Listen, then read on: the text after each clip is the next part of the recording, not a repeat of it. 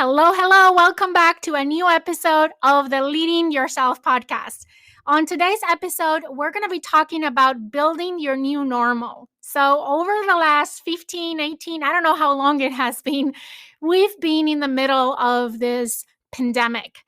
And as we're getting out of this period of time that has been marked by the pandemic and that most of our time we've been in lockdown, we're starting to get back to quote unquote normal.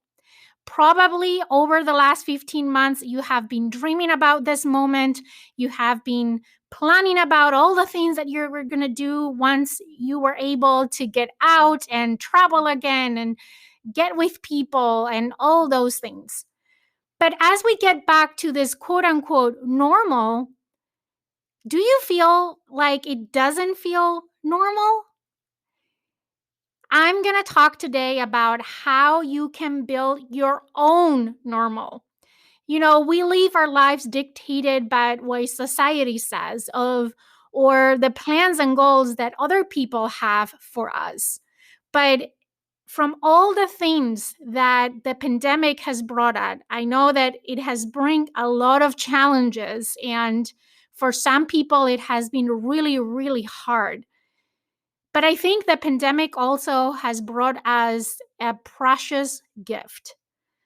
Many gifts, but I would say one precious gift is the opportunity to shape our own normal. We are faced with a blank slate where we can determine what normal means for us. And that's what I'm going to be talking about on today's podcast episode. So let's dig in.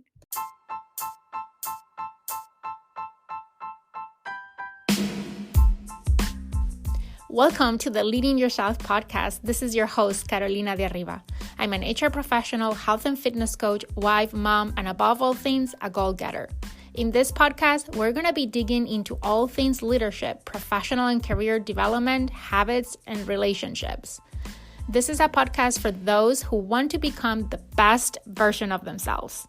Those who have big dreams and are willing to embrace the journey and put in the work to achieve them. My goal is to share with you the tools, tips, and tricks to help you in your journey. So let's dig into today's episode.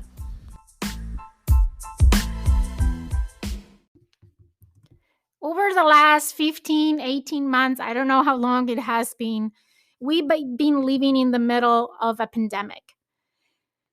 And now things are getting back to quote unquote normal, but you know, as human beings, we think that when we go back to this quote unquote normal, we're just going to adapt, right? Back to it. We adapt to living in lockdown, living in pandemic mode. And as we get out of pandemic, we're just going to adapt to life. And many of us might think that we're just going back to where it was before March of 2020. And I think that one big mistake that we all can potentially make is miss this opportunity. What do I mean by that? I believe that the pandemic has brought us a lot of challenges, a lot of tough moments. People have lost loved ones, and some people lost their jobs, and we've been forced to stay away from our friends and social distance and all those things, right? I don't want to talk about the negatives of the pandemic. I want to focus on the positives of the pandemic. And for me personally, over the last few months with the pandemic, it has been a great opportunity for self-reflection. Also to check in with myself and my priorities and really identify what is most important. And now, as we go back to this quote unquote normal, we would miss an opportunity if we don't leverage all what we've learned over the pandemic. We would miss a very important step of preparing for getting back to normal. And not only getting back to normal, but defining what normal means for us. We live our lives based on society's expectations, our family's expectation, the community that we're part expectations.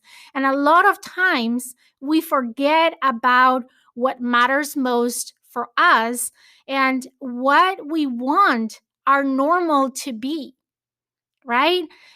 We talked about in many episodes before the power of visualization, and I have encouraged you to visualize your life 5 years from now, 10 years from now. Now is a great opportunity to start with a semi blank slate and create that life, create that normal. Think about how you want your days to be. What are the things that you want in your days and the things that you don't want in your days?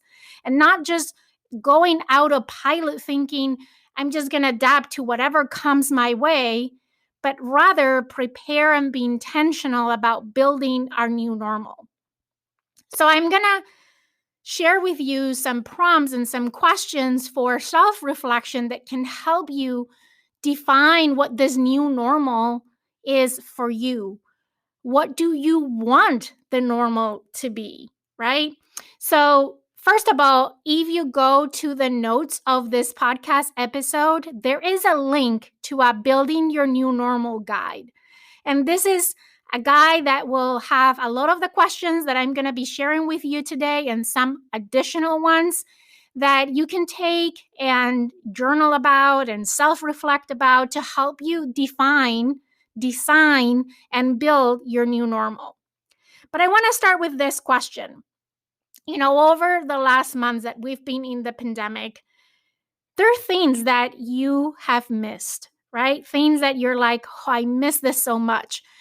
There is a saying that says you really don't value things until you don't have them, right? So my first question to you is, what did you miss most during the pandemic, during the lockdown? What are the things that you had before the pandemic that during the pandemic time you really missed? You really were bummed that they were not there anymore, and maybe you started to value them even more than you did before because now you didn't have those things or those relationships or whatever that thing, quote unquote, is. The other question that you need to ask yourself is, how did you adapt your routines because of the pandemic? We all had to adjust, right? We did not have the luxury of prepare ourselves to go into lockdown, to go into the pandemic. It just happened. I remember I was in the office and one day they sent us home back in March 12th of 2020. And we all thought, okay, we're going to be gone for a couple of weeks. I even left things in my office that otherwise I would have taken with me, right? I wasn't planning. I wasn't thinking. I wasn't expecting what was about to come.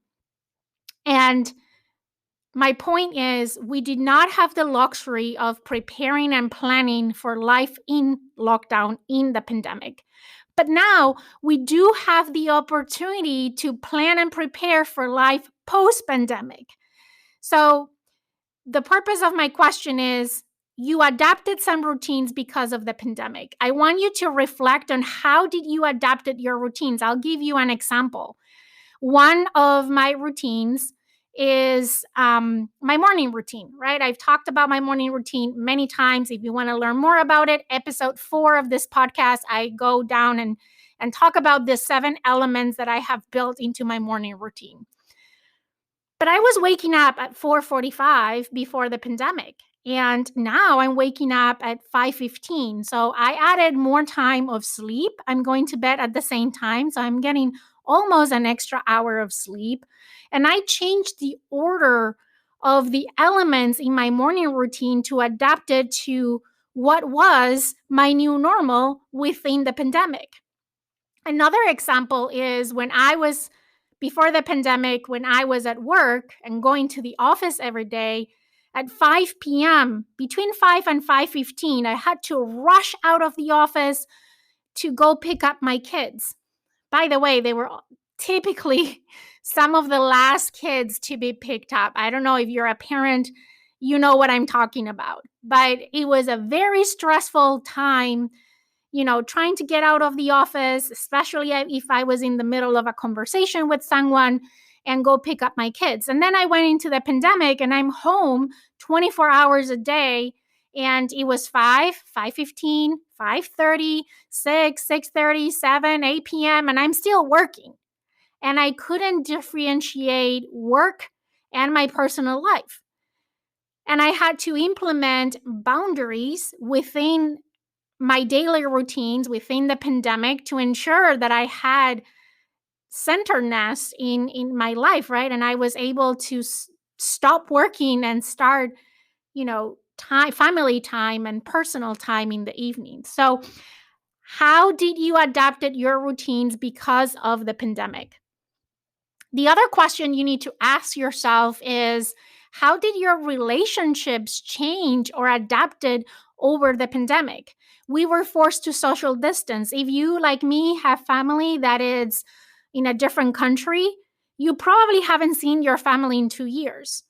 And you haven't seen your friends over for months. So, how did your relationships change? Some relationships might have been strengthened throughout the pandemic, and maybe you lost contact with other people that you were on regular contact before the pandemic. So, try to think about, especially the most important relationships in your life, how did they change or adapted?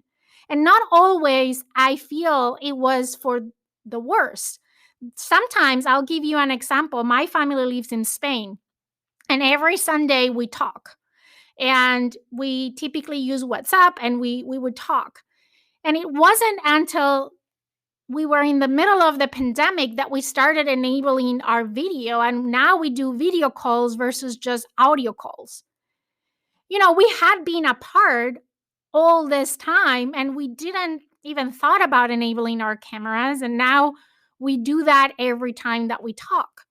So, and that is a very tactical thing, but when I talk about how your relationships have changed, is have you got closer with someone, or have you put distance in between you and another person? How have your relationships been strengthened or weakened over the pandemic? The other thing is, I think we always need to centered in gratitude. You have heard me talk about the power of gratitude and how much I believe in the power of gratitude. And I think it's important that as we get out of the pandemic, we honor this time and we spend some time just identifying, thinking about, reflecting, writing down, what are you most grateful about the pandemic? As I said at the beginning, the pandemic brought a lot of challenges and a lot of low moments, but also there are many things that I'm sure you're grateful for about the pandemic. What are those things? And finally, I want you to think about, how do you feel right now? I want you to, in a piece of paper, like write down all the emotions that you are experiencing as you're moving back to quote unquote normal. A lot of times, we don't take the time to pause and really connect with our feelings and our emotions. We just go with the waves, right? And I think it's important to really recognize right now, as we're getting back to, again, quote unquote normal, how is that you are feeling? What are all those feelings?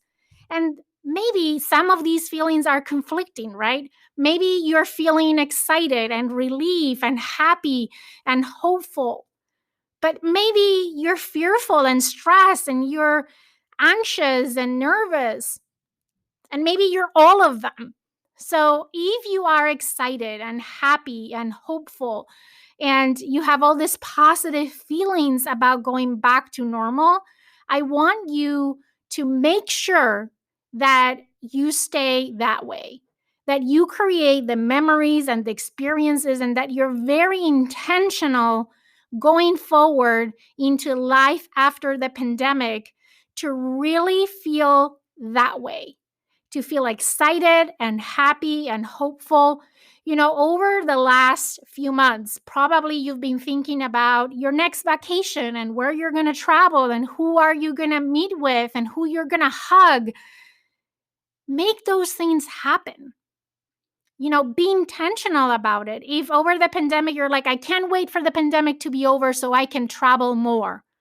Well, start booking your next trip. I can't wait until the pandemic is over to have a girls' night out. Well, schedule that. Reach out to your friends and schedule that. Be intentional. Don't go back to wasting time, right? On the other hand, if you're feeling fearful and stressed and anxious, I want you to accept and acknowledge that that is normal. You need to prepare yourself to reacclimate back to this new norm.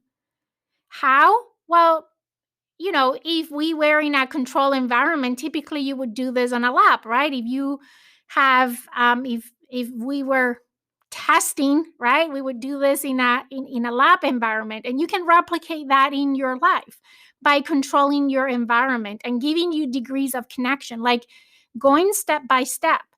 Don't don't expect that tomorrow, because you're just going to go back to what it was before the pandemic. Maybe you need to ease into normal. I'll tell you now that masks are not mandatory for those that are vaccinated. Like my husband, my son, and I were all vaccinated, but my daughter is not because she's only 5.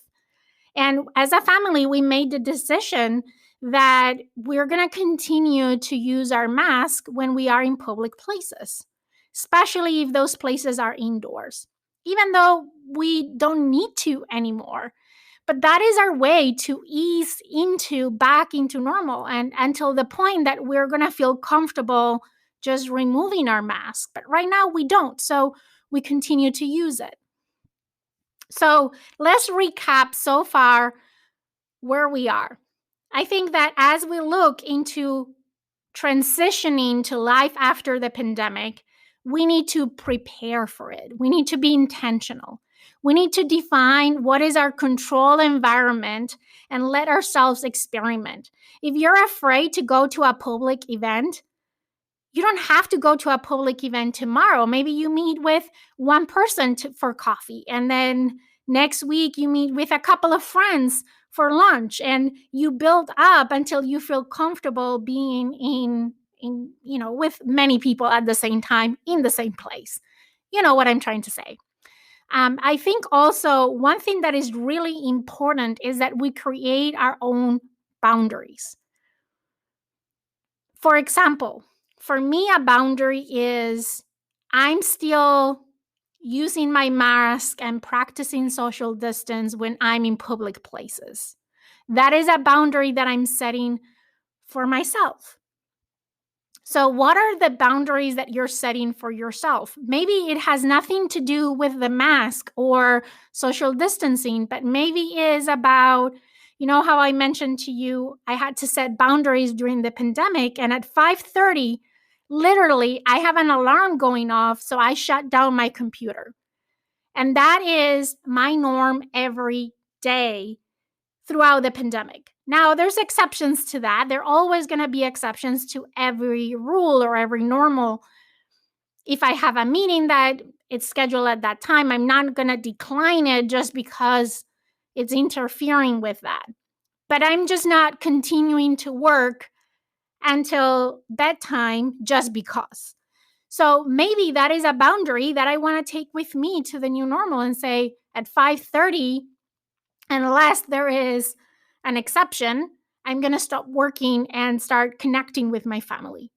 So think about what are the boundaries that you want to install in your life. And the same way that you install boundaries, and it's very important that you share those boundaries with those that you interact that are most close with you, because if they don't know what your boundaries are, they're not going to respect your boundaries. So I think I did an episode on setting boundaries, and I can't remember what episode it was, But I go deeper into how to set boundaries and why boundaries set us free. And I think if we want to be free in life after the pandemic, we need to set our boundaries.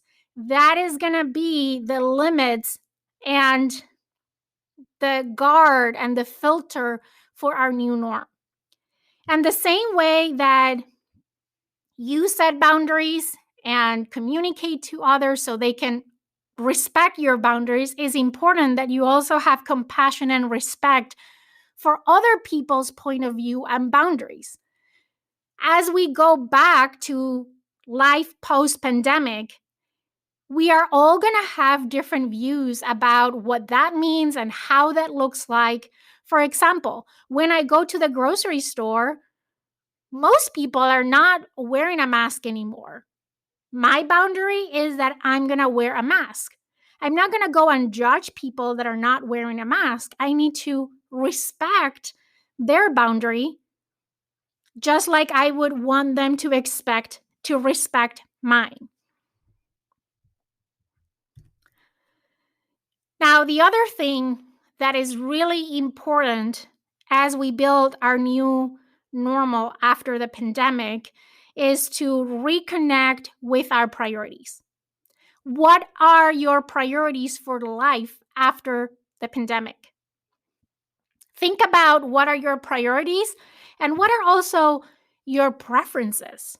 And I think it's important that we do both, right? One thing is our priorities, but we might also have personal preferences. And it's important that we identify those because, during the pandemic, I mentioned it before, it helped us to discover or reconnect or reevaluate our priorities. We were able to see the worth and meaning of things that we didn't before. Our relationships, our family, you name it. And it's important that we take the time to reevaluate once again what are those priorities. Are those priorities changing because we're exiting the pandemic mode?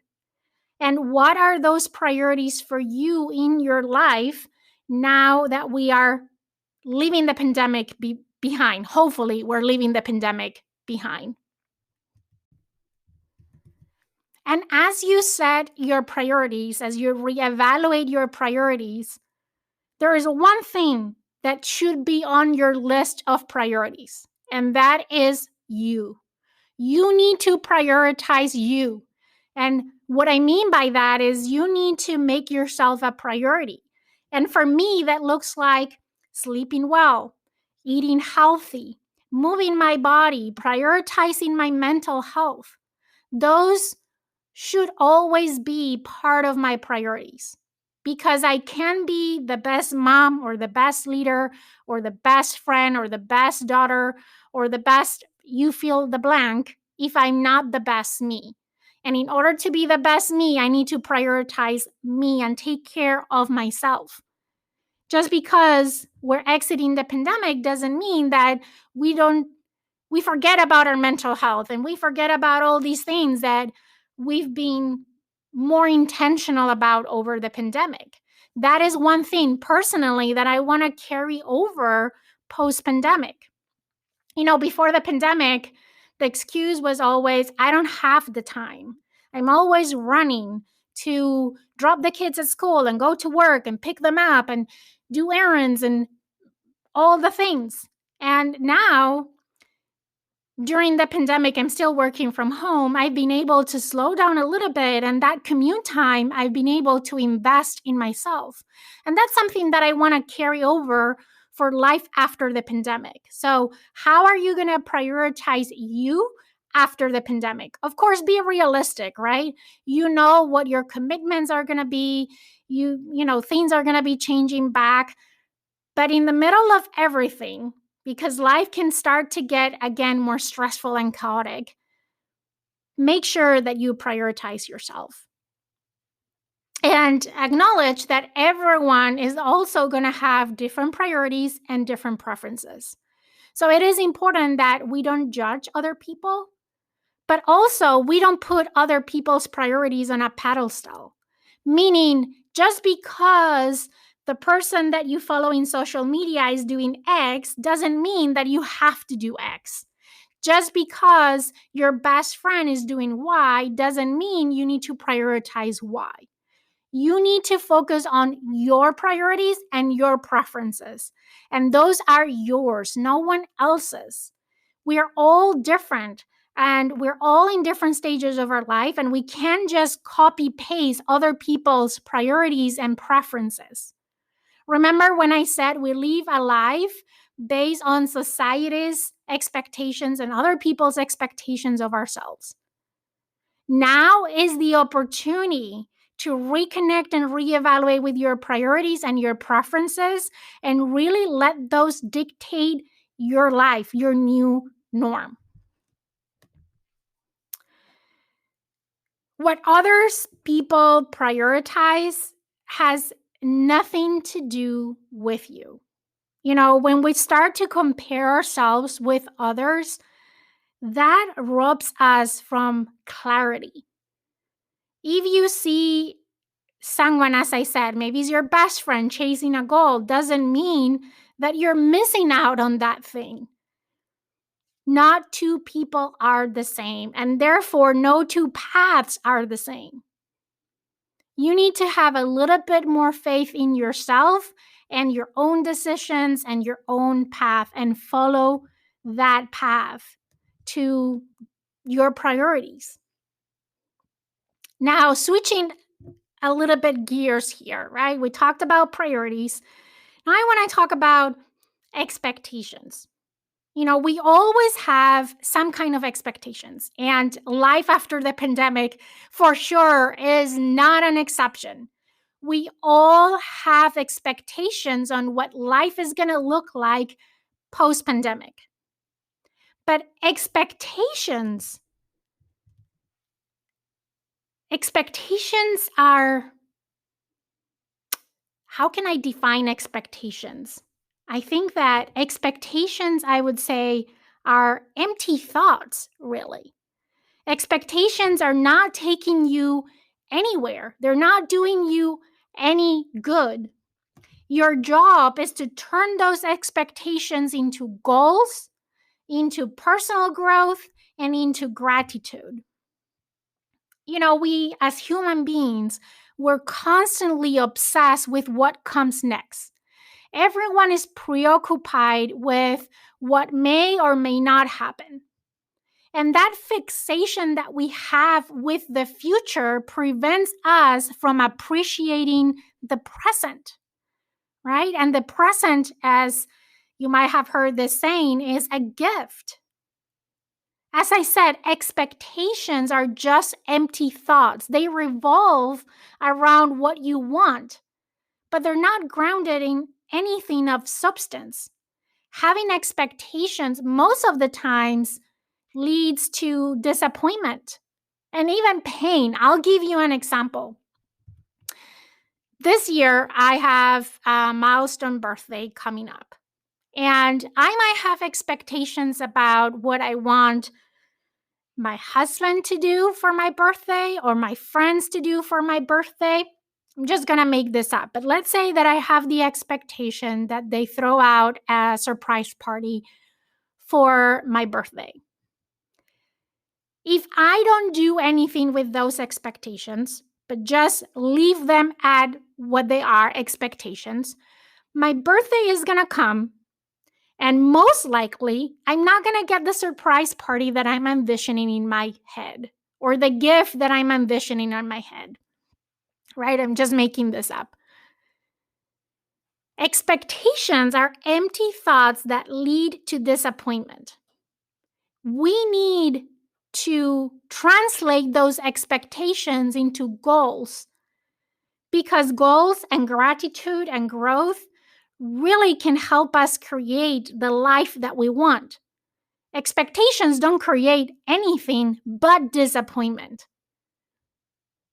Stop wishing for what you want your life to be and start creating the life that you want. That is the key message. And I think that that's why we are right now in the perfect time for the perfect opportunity to create our own new normal. So, what is next? How do we go about building our new normal? I'm going to give you a 6-step process to create your new normal. Step number 1, spend time reflecting and envisioning your new norm. Use the guide that I have on the notes on this podcast episode. There's a link to the guide. It will guide you through a list of questions, and it ends up with an exercise where you envision that new norm. Step number 2, define clarity around truly what you want personally, professionally, in your relationships, in every area of your life. Number 3, you want to convert those expectations into goals, gratitude, and a growth plan. Number 4, make sure that you prioritize you. Make a plan on how you're going to prioritize you. Step number 5, set boundaries. Not only set boundaries, but communicate your boundaries to others. And finally, step number 6, take the time to conduct a life audit that helps you to identify what you can cut out, any unnecessary aspects that you can cut out of your life that might be distracting you or have the potential to distract you from living the life that you're trying to create, and start adding the components that are going to create the life that you want.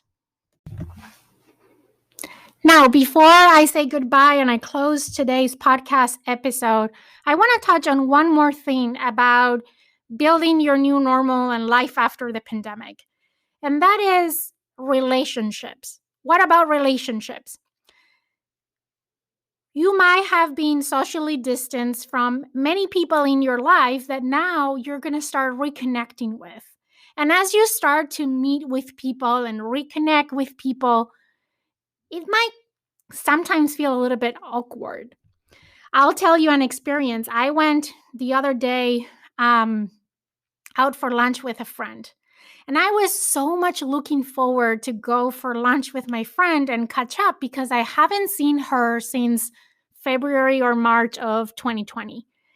And we were meeting at this restaurant and I saw her and there was this awkward moment on, do I hug her? Do I don't? Like, what do I do? We end up hugging.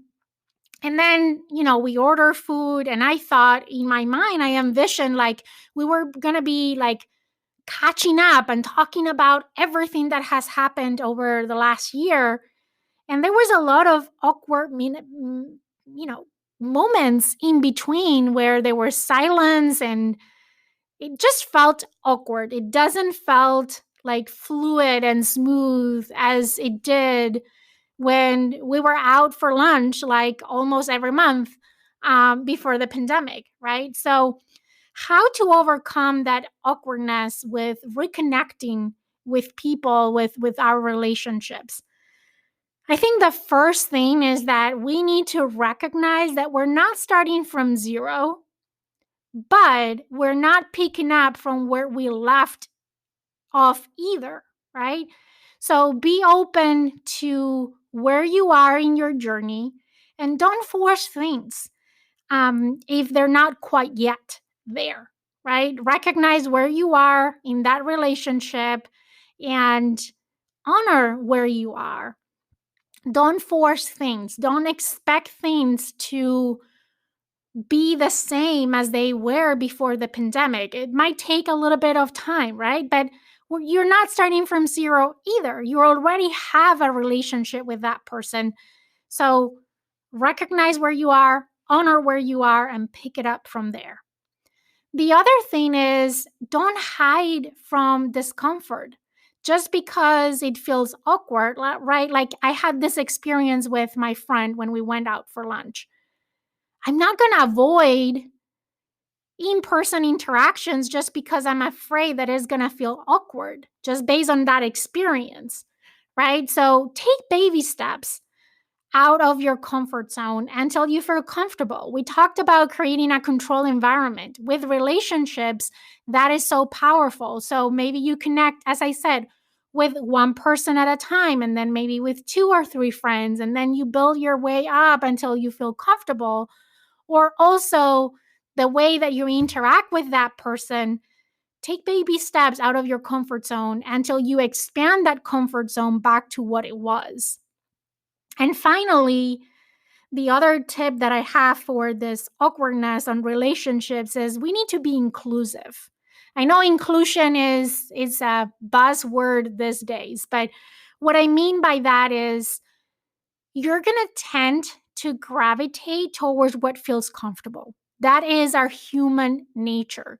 So the people that you're going to gravitate to set up time to go for coffee or for lunch or to connect probably is going to be the people that you were the closest with before the pandemic. Your best friends, the people that you have known for years, because that's your comfort zone. But over the pandemic, there might be new people that have joined your team, or there might be people that you haven't talked to over this entire time, not even text, nor even talk. Like it was like now you're complete strangers. Don't avoid that either. Like be inclusive of everyone, what feels comfortable and what doesn't feel as comfortable. Because only by getting uncomfortable, you're going to be able to get comfortable again. So, just wanted to share those few final thoughts around relationships because that I think is going to be an important piece of building our life post pandemic. And I think also when it comes to relationships, we also need to set our new norm. Like, what are our boundaries when it comes to our relationships? How do we envision our relationships to be? Over the pandemic, that we were not able to interact face to face, like close to other people, you probably have found more value in some of those relationships that you didn't value as much when it was a regular day-to-day thing. So once again, don't waste time. Start reconnecting with those people. And if you have to take baby steps, that's fine. You're going to build up and you're going to expand that comfort zone so you can really strengthen those relationships, especially those that are most important to you. Okay, I hope that this episode is helpful. I hope that you found value and there is at least one thing that you can take away from this podcast episode that can help you start building your new norm. Remember, on the notes of this podcast episode, there is a link to the Building Your New Normal guide. Go grab it, it's completely free. And before I say goodbye, I have a favor to ask you. As always, if you like today's podcast episode, please head to Apple Podcasts and leave me a review. While you're there, make sure that you subscribe so you get notifications of upcoming podcast episodes. And if you can think of anyone who can benefit from this podcast episode, please share the episode with them or go ahead and share it in social media and tag me so I can thank you for spreading the word of this important message. With that, I hope you have an amazing day, and I will see you here again next week for another episode of the Leading Yourself podcast.